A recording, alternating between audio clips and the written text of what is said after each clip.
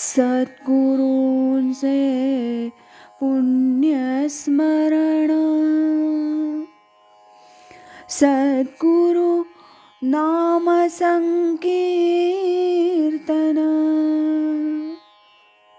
सद्गुरु गुणानुवाद गान. श्रवण मनन सद्गुरूंचे. श्रवण मनन सद्गुरूंचे.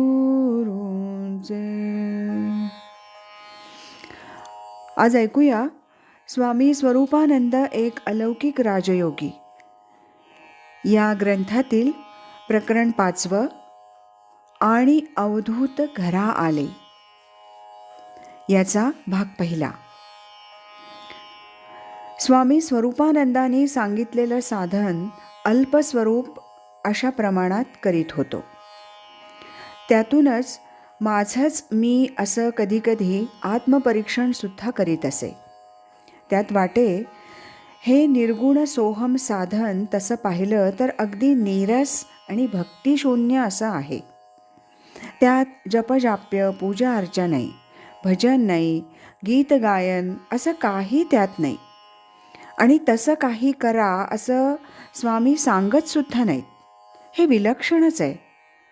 ह्या सर्व विचारात एक मात्र अगदी सहज असं व्हायचं ते म्हणजे स्वामींचं स्मरण. मनात विचार केला की हे काय साधन आहे. एकदा असाच पावसला गेलो होतो तेव्हा स्वामींना विचारलं, स्वामी सोहम जमत नाही, मी आपला तुमच्या चिंतनातच असतो झालं. खोलीत बाकावर बसलो होतो. स्वामींनी मला अगदी पलंगात जवळ बोलावलं आणि म्हणाले, तेच महत्त्वाचं असतं. झालं. पावस होऊन सांगलीला परत आलो. म्हटलं, स्वामी महाराज की जय. चला आता तेच करू.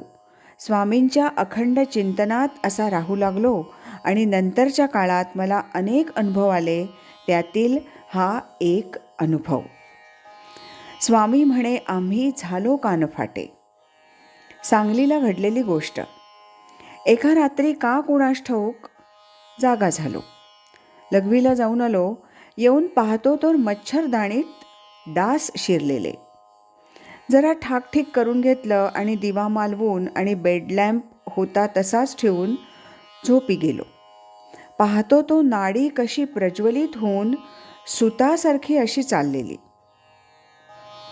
भोवऱ्यावरून दोरी कशी इकडून तिकडे व्हावी तसा इडा नाडीतून आणि सूत मागे पुढं ओढावं असा जोरदार प्राणायाम सुरू झालेला. इडा पिंगला नाड्यातून असा कधी सोहमचा उत्तम सूर लागला तर वेळ असेल तर लागलीच थोडा वेळ ध्यानास बसायचं असा माझा त्यावेळी नियम होता. म्हणून मच्छरदाणीतच ध्यानाला बसलो. डोळे मिटले आणि ध्यान करू लागलो. काही वेळ गेला असेल तोच माझा उजवा कान एखाद्या बारीक फुंकणीनं बाहेरूनच कुणीतरी फुंकावा असं काहीतरी झालं. मनात आलं कानात काहीतरी गेलं असेल म्हणून तसा त्या ध्यानात असतानाच उजव्या हातानं कान झटकला. तो कानात वाऱ्याची संवेदना जोरदार अशी अगदी आतपर्यंत झाली. म्हणून पुन्हा कान झटकला आणि डोळे उघडून पाहू लागलो. तो जवळच बसलेले स्वामी अंतर्धान होताना पाहिले. तसाच उठलो, दिवा लावला. काहीतरी अघटित असा विचार करीत पुन्हा दिवा मालवला आणि त्या आश्चर्यातच त्या रात्री झोपी गेलो. ध्यानात असं काही फारच विचित्र झालं की पावसला गेल्यावर वेळ साधून स्वामींना त्याबद्दल विचारायचं असा माझा परिपाठ होता. त्या घटनेनंतर 15-1 दिवसातच मी पावसला गेलो. वरील झालेली घटना स्वामींना सांगितली. स्वामी म्हणाले, हो, 1963च्या शेवटच्या तिमाहीत केव्हा तरी घडलेली ही गोष्ट आहे.